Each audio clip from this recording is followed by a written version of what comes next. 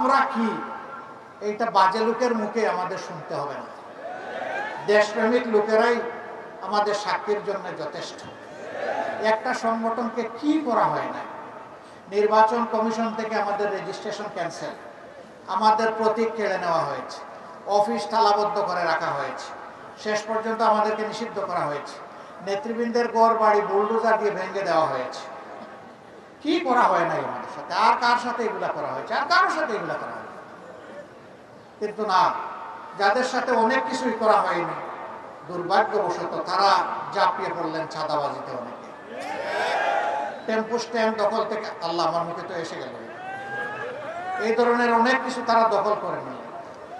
তারা মামলা বাণিজ্য শুরু করে দিলেন, মানুষকে, নিরীহ মানুষকে হয়রানি করলেন। একজন লোক একটা রাজনৈতিক দল সমর্থন করে, এই জন্য তাকে মামলা দিয়ে তার কাছ থেকে খাজনা আদায় করতে হবে, আমরা তাকে ঘৃণা করি।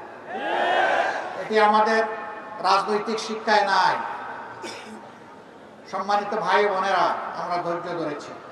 5 তারিখ আমরাই সবার আগে বলেছি, আমরা কারো কাছ থেকে প্রতিশোধ নেব না, বরঞ্চ আল্লাহ আমাদেরকে মুক্তি দিয়েছেন, আমরা সেজদায় পড়ে আল্লাহ তাআলা শুকরিয়া আদায় করব। আমরা তাই করেছি, চোখের পানি দিয়ে আল্লাহ শুকরিয়া আদায় করেছি। এরপরে আমরা নেমে পড়েছি জনগণের খেদমতে। চাঁদাবাজদেরকে রুখে দেওয়ার চেষ্টা করেছি জায়গায় জায়গায়। বিভিন্ন ধর্মীয় প্রতিষ্ঠান পাহারা দিয়েছি নিজ দায়িত্বে। একটানা 15 দিন 24 ঘন্টা রোদে শুকিয়ে এবং বৃষ্টিতে ভিজে আমাদের ভাইয়েরা সারা দেশে এই দায়িত্ব পালন করেছে। আমরা কোথাও কোনো দুর্বলতা দেখাইনি। বন্যা এসেছে, আমরা ঝাঁপিয়ে পড়েছি। শহীদ হয়েছে যারা, তাদের পরিবারে আমরা দৌড়ে সবার আগে যাওয়ার চেষ্টা করেছি। আহত পঙ্গুদের পাশে দাঁড়ানোর চেষ্টা করেছি। আমরা এইভাবে সমাজটাকে তুলে আনার চেষ্টা করেছি। আমরা যত উপরের দিকে টান দেই, কেউ কেউ তত ঠ্যাং ধরে নিচের দিকে টান দেয়। আমরা তাদেরকে বলি, ইনশাআল্লাহ জনগণের ভালোবাসা, সাহায্য, সহযোগিতা নিয়ে আমরা এই জাতিকে তুলে আনবো ইনশাআল্লাহ। আমরা চূড়াবালিতে এই জাতিকে আর হারিয়ে যেতে দিব না ইনশাআল্লাহ। আমাদের অঙ্গীকার স্পষ্ট, দুর্নীতি আমরা করব না এবং দুর্নীতি আমরা সহ্য করব না। আমাদের অঙ্গীকার প্রস্ত, বাংলাদেশের 56,000 বর্গমাইলের মাটির উপরে কাউকে চাঁদাবাজি করতে দেওয়া হবে না।